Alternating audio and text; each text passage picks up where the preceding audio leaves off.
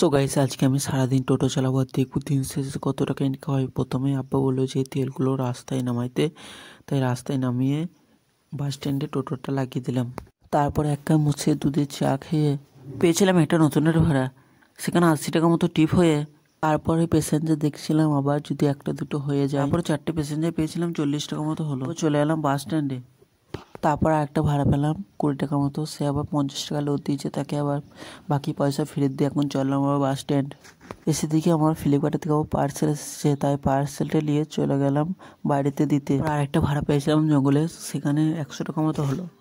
আর এত পরিমাণে পানি হচ্ছে, আমাকে ঝাঁপ নামিয়ে আসতে হচ্ছে। তো এরপর চলে এলাম বাড়ি। তো বিকাল হতে আরেকটা রিজার্ভ ভাড়া পেয়েছিলাম পিলসোয়া গ্রাম। তো ওখানে গিয়ে দেখি আমাদের গাড়ির চার্জ শেষ, তাই কিছুক্ষণ চার্জ দিয়ে তারপরে ওদের দিকে নিয়ে চলে এলাম বাড়ি। আর ওই টিপটাতে আমাদের 200 টাকা মতো হয়েছে। তো গাইস, আজ সারাদিন টোটো চালিয়ে আমি 500 টাকা মতো কামিয়েছি।